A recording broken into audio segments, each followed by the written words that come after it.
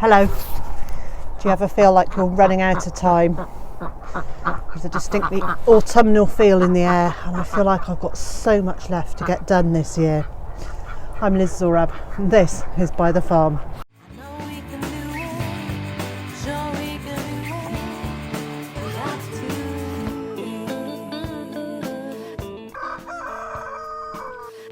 So it's another Friday morning, which means it's veg box day. But first of all, I want to clear out the duck house, give them some fresh bedding, and then I can get that poopy bedding into the garden, because the great thing about duck poop and duck bedding is that you can put it straight onto the garden. Unlike chicken bedding, which needs to sit and mature and become less strong, it needs to do that for a good 12 months or more.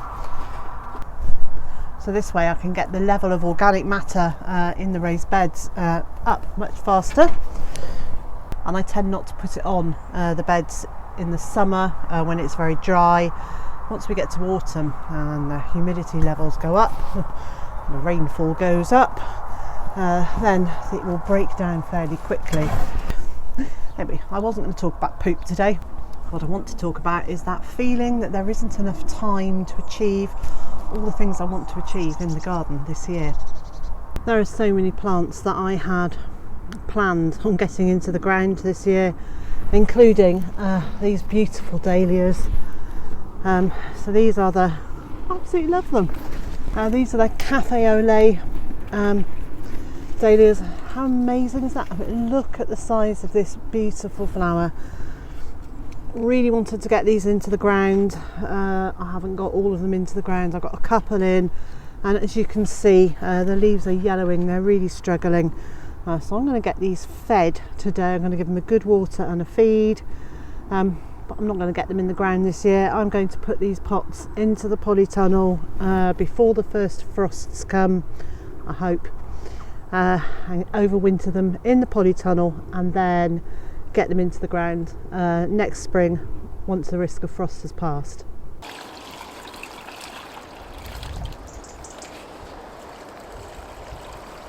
If you're enjoying this video, please give it a thumbs up and share it on social media, and if you haven't done so already, please consider subscribing to the channel.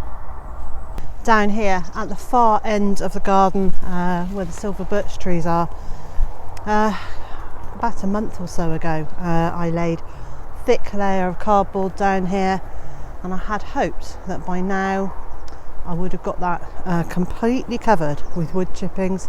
I've got the wood chippings, I just haven't had time. So there is still a thick layer of cardboard here and going around the back that needs to be covered. It will get done, but it might be that it will get done during late autumn, early winter. Because that at the moment is not a number one priority for me. Except I have noticed that we've got docks coming up through the cardboard and the wood chippings I've got there already. I have a bit of a love-hate relationship with docks. They irritate me in as much as they blot my nice landscape here, but at the same time they're really useful plants.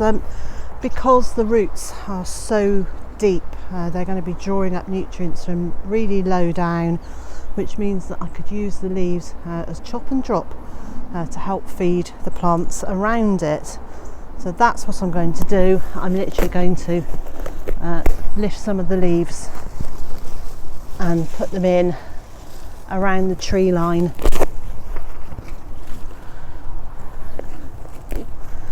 Now the roots of the tree, as a general guidance, and this is really general, are going to come out about half the height of the tree. Well, they'll come out the same height as the tree, but half on each side of the trunk. And the other guidance is that pretty much at the branch line, so where the branches come to, that's around where the roots are. So that is the area that I will put the leaves, and because it's autumn they'll rot down fairly quickly. And I had also hoped to get the whole of this market garden area sorted, ready for next spring. Well, that hasn't happened either. I've got as far as growing some crops here this year. So these are sweet corn. They're almost ready. There are a few of them that, I don't know quite what's happened to them. Either they haven't been pollinated properly, or I don't know, maybe something's got at them, perhaps the odd slug or something. But anyway, these are looking like it won't be too long before they're ready to harvest. And I've got some brassicas and bits and pieces growing in here, and I've had onions. I have actually cropped quite heavily from this area this year, and the areas that I haven't got to putting any crops in, I got well rotted chicken bedding onto the ground and then covered it with this sheet mulching, and it is starting to, yeah, look at this, it is starting to clear the weeds, clear that clover.